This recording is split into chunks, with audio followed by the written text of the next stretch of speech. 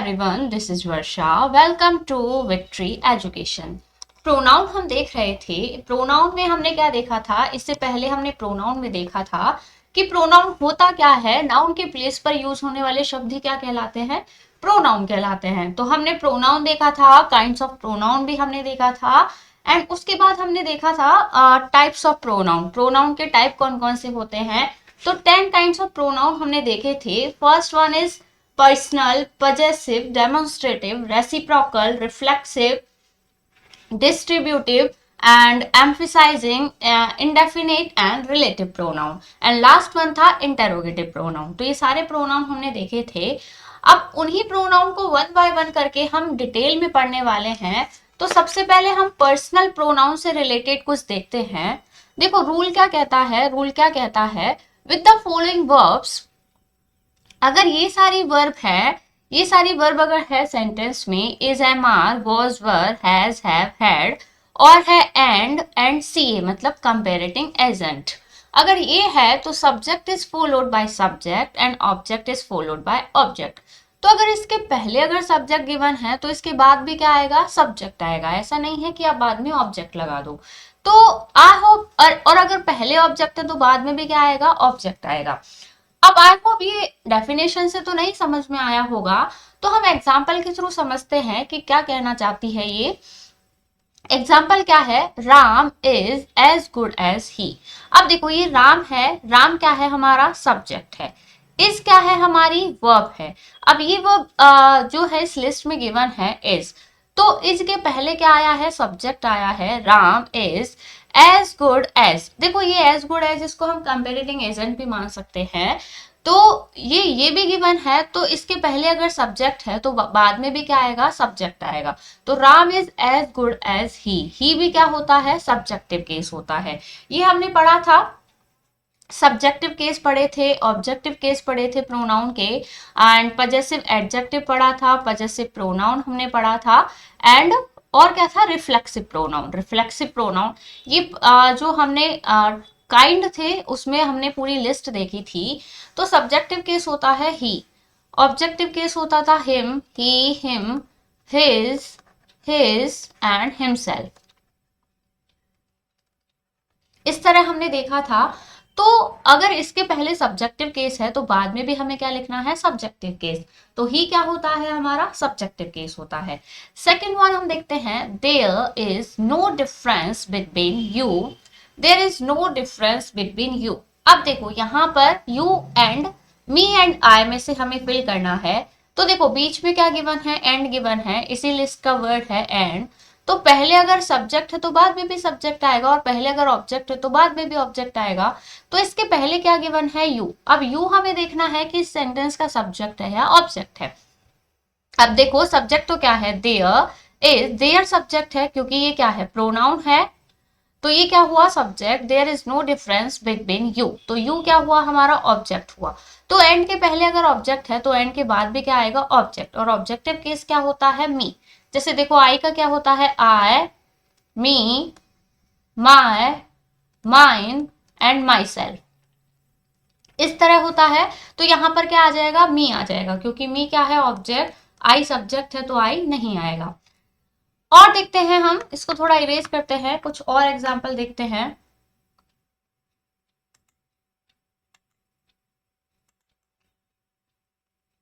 देखो एग्जाम्पल देखने से पहले एक रूल और है, उसे भी हम देखते हैं, सेम इसी तरह का है। These words are always followed by object. अगर सेंटेंस में आपको दिखे लेट, लाइक, बट, एक्सेप्ट, तो अगर चाहे पहले सब्जेक्ट हो या ऑब्जेक्ट हो, बाद में हमेशा क्या आएगा? उसके ऑब्जेक्ट ही आएगा।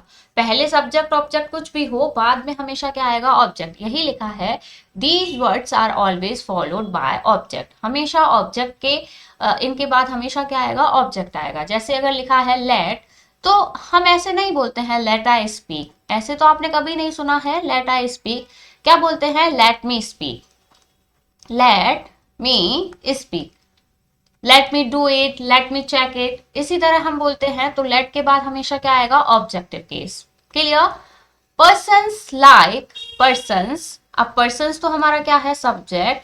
पर्सन्स लाइक लाइक जो है ये क्या है, वर्ब हुई, ये सारी क्या होती है, वर्ब होती है, वर्ब की तरह भी ये काम करते हैं। तो ये क्या है, वर्ब पर्सन्स लाइक। अब देखो यहाँ पर देम क्या है, objective case. persons like them are respected everywhere, persons like them are respected everywhere। देखो सब्जेक्टिव केस क्या होता है, दे, एंड ऑब्जेक्टिव केस होता है them, they, them, there, clear. nobody came in the party but him, nobody came in the party but, अब देखो but है, but के बाद क्या आएगा, objective case, clear. he is as fast as, he क्या है, सब्जेक्टिव केस है, is आया है, कंपेरेटिंग एजेंट भी है, he is as fast as, तो सब्जेक्ट है तो बाद में भी क्या आएगा, सब्जेक्ट आएगा, तो क्या आ जाएगा यहाँ पर, आई आ जाएगा, क्लियर। नेक्स्ट हम देखते हैं my mother loves, my mother loves my brother, my brother loves my brother more than. अब ये क्या है, कंपेरेटिव एजेंट है, माई ब्रदर क्या है, हमारा ऑब्जेक्ट, तो ऑब्जेक्ट पहले है तो बाद में भी क्या आएगा, ऑब्जेक्ट। मी क्या होता है, ऑब्जेक्ट, और आई होता है हमारा सब्जेक्ट, तो यहाँ पर करेक्ट क्या होगा, मी, करेक्ट क्या होगा यहाँ पर, मी होगा, क्लियर। नेक्स्ट हम देखते हैं, जस्ट वेट,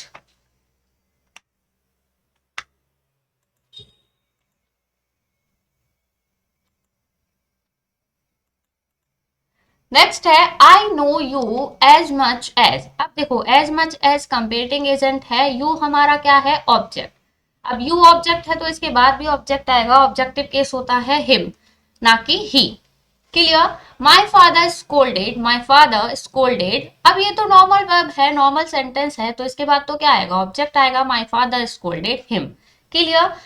आई थिंक, सेंटेंस की शुरुआत किससे होती है, सब्जेक्ट से होती है, तो आई आ जाएगा, I think that she is very sensitive, I think that she is very sensitive. देखो यहां पर ये क्या है, कंजंक्शन है, कंजंक्शन ने दो सेंटेंसेस को जोड़ा है, आई थिंक ये सब्जेक्ट है, ये वर्ब है, ये पूरा क्या हुआ, एक सेंटेंस हुआ, आई थिंक दैट की। अब दूसरा सेंटेंस स्टार्ट हो गया तो सेंटेंस की शुरुआत तो सब्जेक्ट से ही होती है, तो क्या आ जाएगा, she is very sensitive. Next है बिटवीन। अब देखो बिटवीन क्या है, प्रीपोजिशन, प्रीपोजिशन के बाद तो हमेशा क्या आता है, ऑब्जेक्ट आता है, तो ही तो क्या होता है, सब्जेक्टिव केस होता है, तो बिटवीन ही नहीं आएगा, क्या आ जाएगा, बिटवीन हिम, हिम क्या है, करेक्ट, बिटवीन हिम एंड हर, तो इसके बाद भी क्या आएगा, ऑब्जेक्टिव केस आएगा, हर भी क्या होता है, ऑब्जेक्टिव केस। देखो ही का ऑब्जेक्टिव केस होता है हिम, शी का ऑब्जेक्टिव केस होता है हर, तो हिम और हर दोनों ऑब्जेक्टिव केस है, the bonding is real, clear.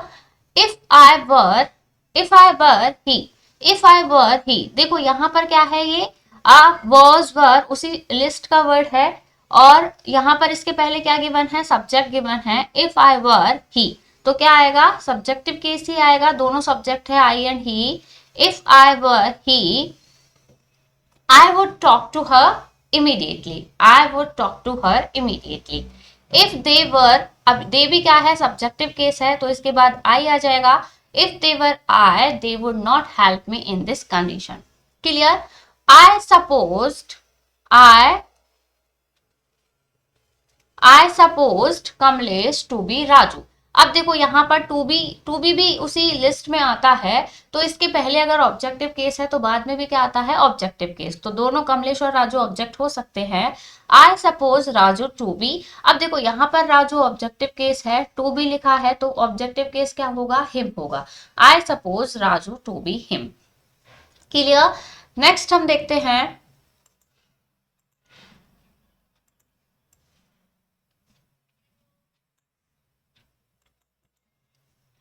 It is I. अब इट सब्जेक्टिव केस है, इट इज आई, तो क्या आ जाएगा, आई आ जाएगा, it is I who am guilty, it is I who am guilty, is और एम में से क्या आएगा, आई के साथ क्या आता है, एम आता है, it is I who am guilty, clear. Raju knows